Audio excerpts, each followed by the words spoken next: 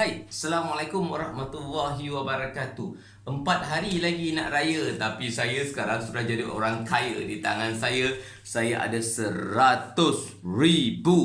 Tapi bukan RM lah, 100,000 rupiah.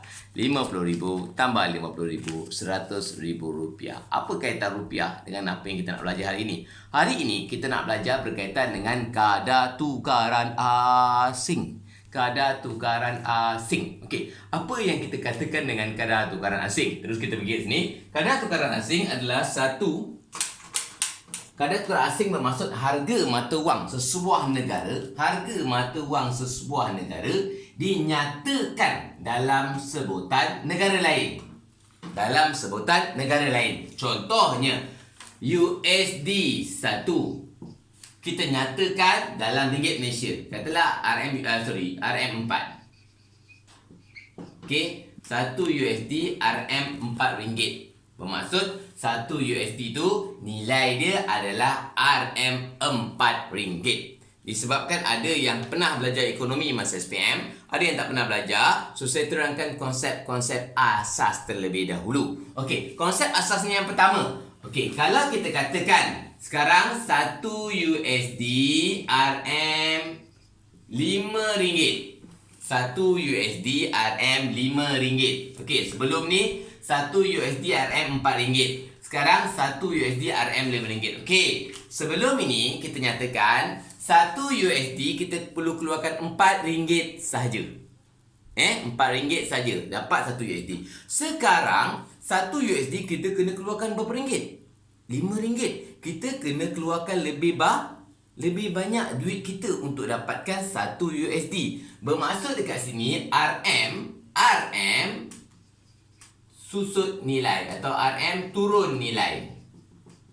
Kalau bandingkan dengan yang atas tadi, RM susut nilai atau RM turun nilai. Okey, kalau kita bandingkan dengan yang atas tadi. Okey, dan apa yang naik nilai? USD ya. USD naik nilai.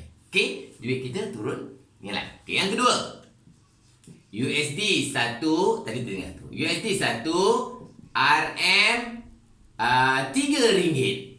Okey, asal tadi USD 1 RM 4 ringgit. Sekarang USD 1 RM 3 ringgit. Sebelum ini 1 USD keluarkan 4 ringgit duit kita. Sekarang 1 USD kita hanya perlukan 3 ringgit. Hanya perlu keluarkan 3 ringgit. Sikit saja duit kita keluarkan untuk dapatkan 1 USD. Bermaksud duit kita naik nilai. Okey, RM naik nilai. Bermaksud USD susut nilai. So dekat sini dalam kita memahamkan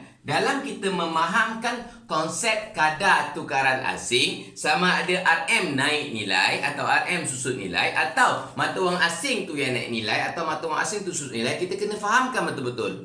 Okey, dia agak kontra sikit dengan hukum mat. Kalau kita tengok asal USD 1 RM4, sekarang USD 1 RM5, nombor lebih besar, nombor belakangnya lebih besar. Okey, nombor belakang lebih besar bermaksud duit kita ni susut nilai.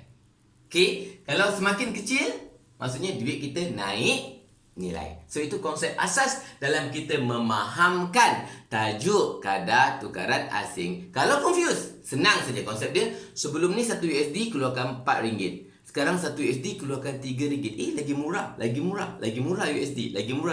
Bermaksud duit kita lebih mahal. Duit USD lebih murah. Kalau 1 USD dah jadi 5 ringgit, banyaknya nak keluarkan duit 5 ringgit. Bermaksud duit kita yang murah, duit USD dari mahal.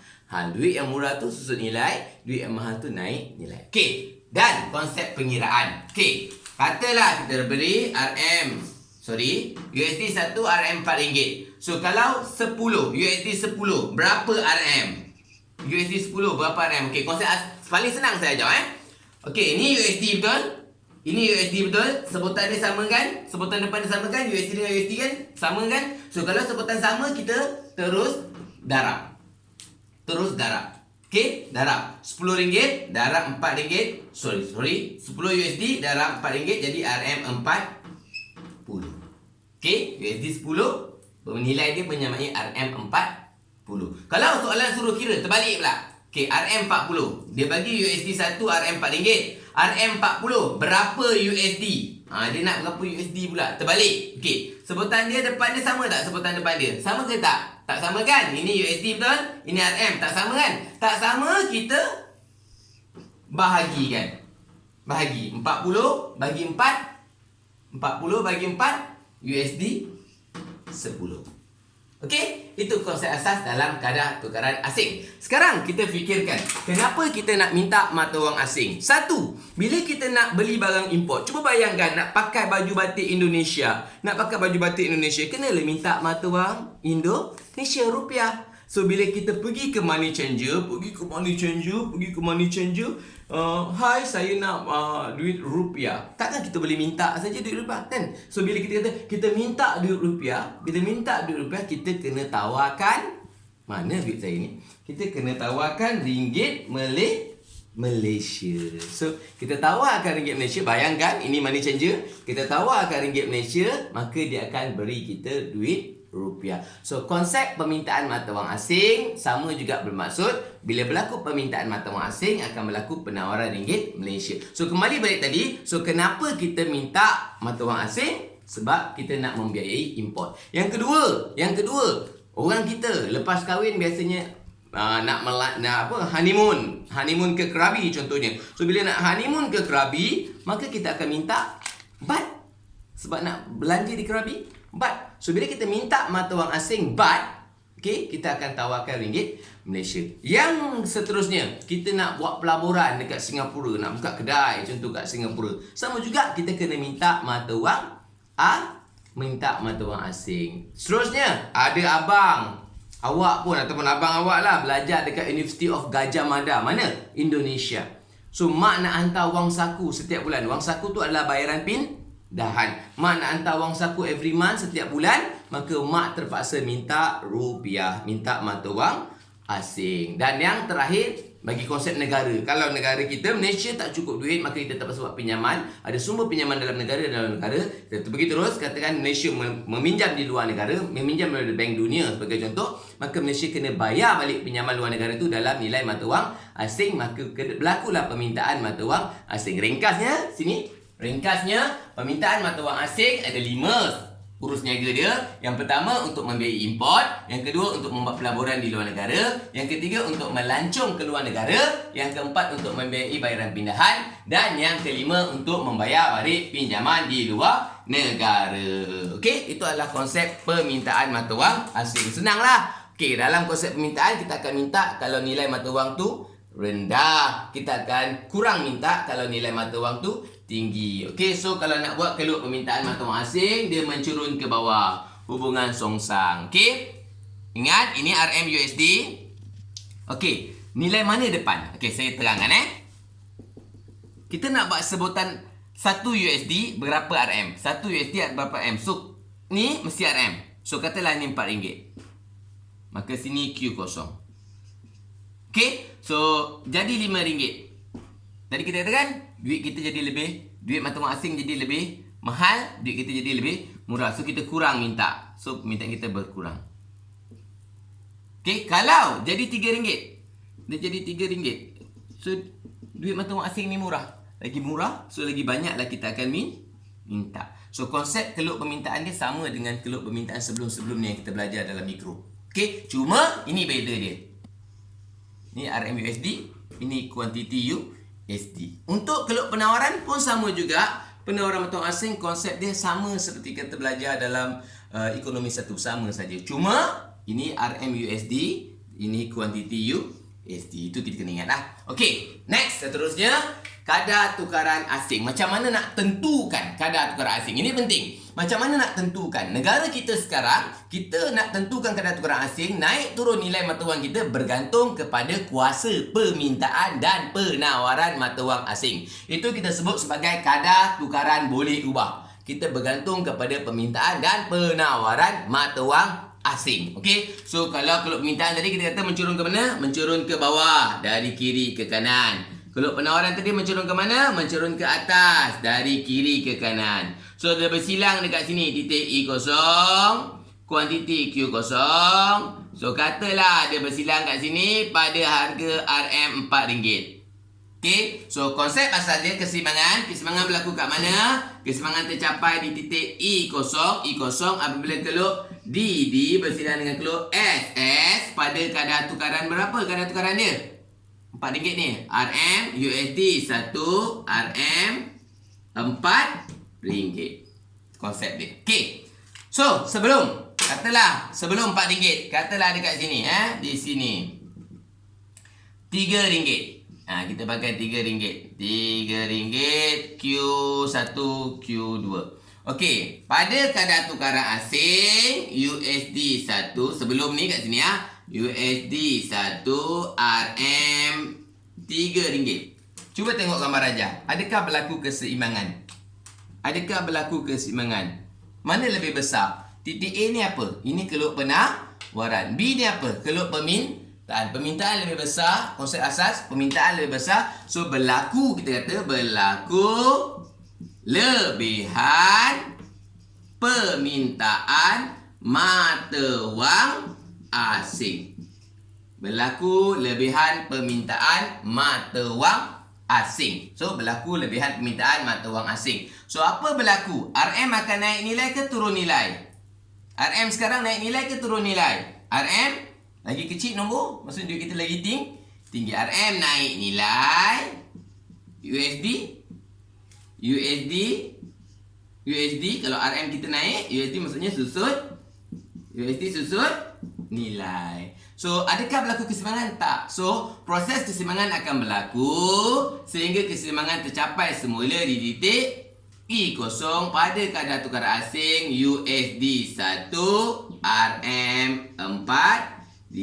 Sebab kat sini tadi berlaku lebihan permintaan mata wang asing, so tak berlaku keseimbangan. So akan berlaku proses keseimbangan. Okey, selepas masa kat atas lah. Okey, kalau selepas kita tengok selepas kat sini Okey, sini. Okey, katalah RM5. Okey, waktu 1 USD RM RM5, apa berlaku? Okey, USD 1 RM RM5. Terbalikkan aja. Sini titik C ni keluar apa? Permintaan. SD ni keluar apa? Penawaran. So lebihan apa? Tak dengar lebihan apa?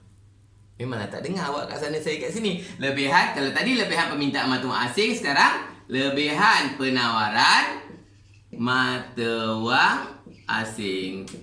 Minta fokus sikit sebab tulisan hai teruknya. Kan? Lebihan penawaran mata wang asing. So kalau lebihan penawaran mata wang asing sekarang nombor lebih besar, maksudnya duit kita lebih rendah. RM susut nilai.